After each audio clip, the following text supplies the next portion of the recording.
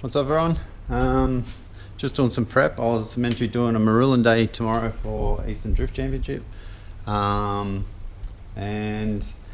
yeah, just as you would have seen in the previous video, just doing cross member, reattaching the rack because that broke it while time attack. Went to center my wheel just then to rehook it all up, and voila. So basically that there is a part of my electric column. I'll just show you in here. I'm not sure what the light's going to be like. So basically that there, this is meant to go in here and goes and rides on that bearing like that, and then obviously I've got the bearing retainer here, but what's happened is, you can see there, that's the center of the shaft, and that is the center of the shaft in there, and it's held in with a roll pin, so that's snapped.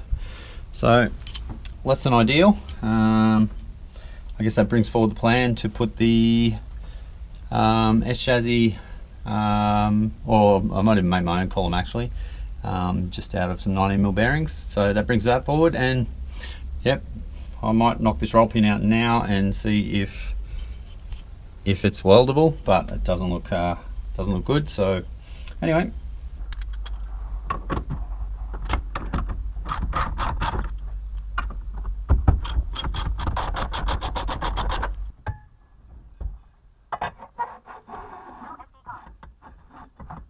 Just a loose idea of what I'm planning. I want to have where the column goes down and meets the firewall, I want to actually have a stepped back into the cabin a bit so I can actually turn the angle earlier.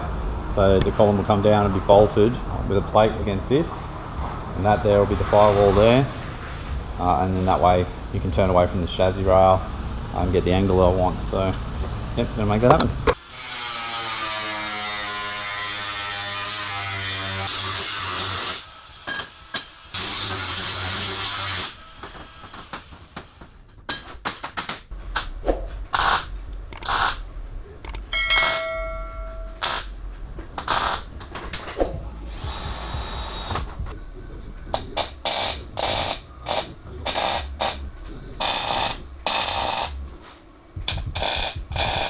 What I've done is this, a box that will cover the original hole, but also kick away from the original hole and up a bit.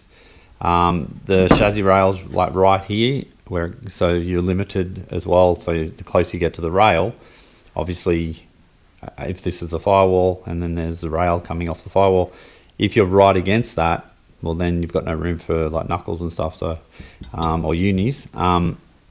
So basically, yeah, the idea is to have the original holes here.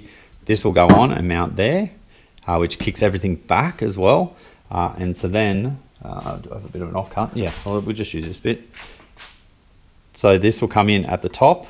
This then gets me my, I guess, angle where I want it to go.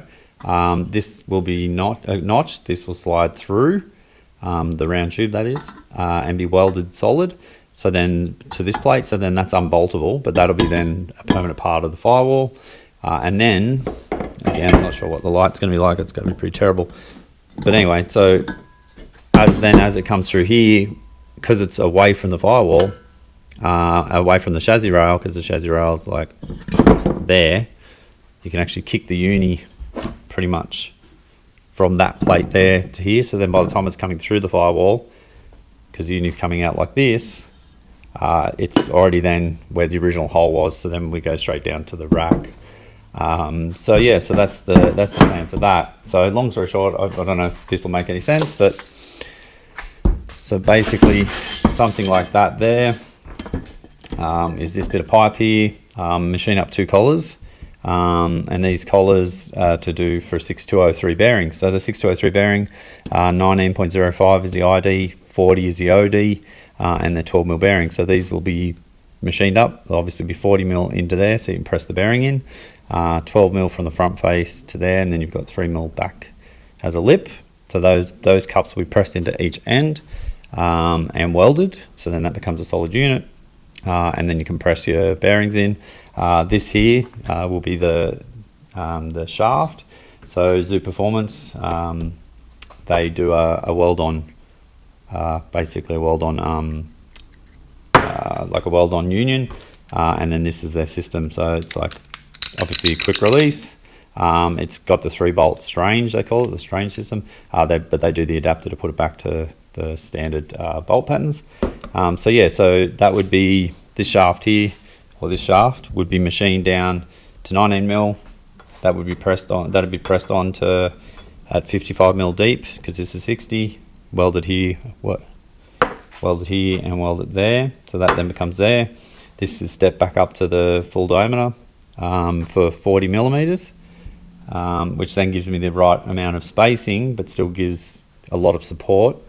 And then this will be stepped down here to 19mm all the way down. So I'll machine that in my lathe. I've got the lathe here obviously. Machine that in the lathe down to 19mm, and then on this end will be welded a spline, so just a standard spline, which will obviously then just accept like any of these, like I guess, you know, like a spline like that. So it'll be a male spline to go into a female, and then I'll kick that directly down to the rack. So yeah, so that's that's what I'm planning to do. Sorry if it's been a bit of a long-winded sort of explanation. This is what I'll be machining the collars out of, so they'll be spun down to 51, which is the OD of that, and then obviously bored out. But also what I'll be doing with that as well is 2 20mm collars, and they'll be bored out to 51 but left at 60, and so they'll be pressed onto here and here, sorry, here and here, to mount up or to mate up to where I've already got like bracketry coming off my roll cage. So then that gives like a thicker, thicker reinforced area to then weld, you know, the bits of round bar up to the 4 bolts, the mounting system on my roll cage. So yeah, again, like I'm sure that's well, I've just seen there, it's like a 10.5-minute explanation. So probably half of this will be edited and cut out, but yeah, I just wanted to kind of explain what I'm doing. And so long and short, building a new column, and I'll stop talking and start doing it. Yo.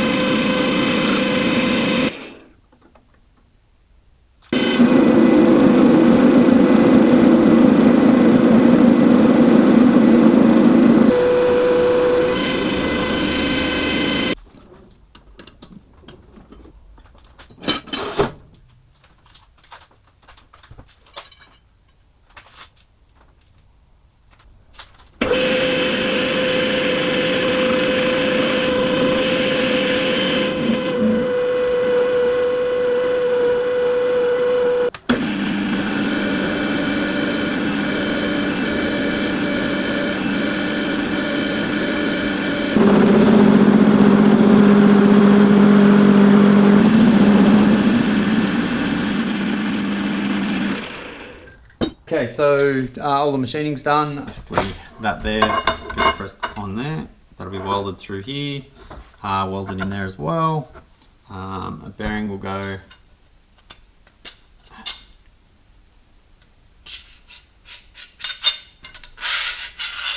and pressed up onto there. So then the cup, the tapered one is the top cup, which is this one. That'll go in there. Obviously the bearing needs to be pressed in. It's a bit tight, but anyway, long story short, let's pretend for interest's sake that was pressed in. Let's put that up there. And that'll be holding. Obviously mount to the roll cage. That'll be like that. That'll be like that.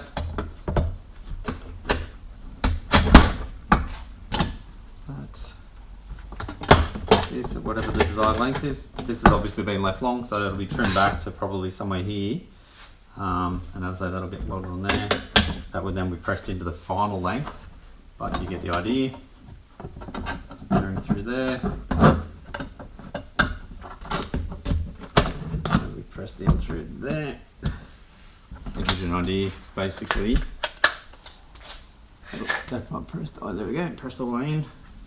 And yeah, so then that's that. That'll be down through there like that. Get the all mounted, pinched here, welded on down through here, through the firewall. And then the Zoo Performance connects on like that. So only thing left to do now is I TIG this up, press the bearings in, weld that to the floor, to the firewall, and then yeah, so basically at this end here, so that's just basically a genuine Toyota 86 size. You know, I've got a few Toyota 86s, so that one there will go down to the rack. It'll be cut to whatever length we need it, and obviously that'll mount there like that. So that's after that. So coming out the other side will be like that. So yep, that's the plan. Alright, well, thanks for watching. I'll probably do that for this video because it'll otherwise be a really long video. So the next video will be this all welded up and putting it into the car and getting the thing steering again. Thanks for watching.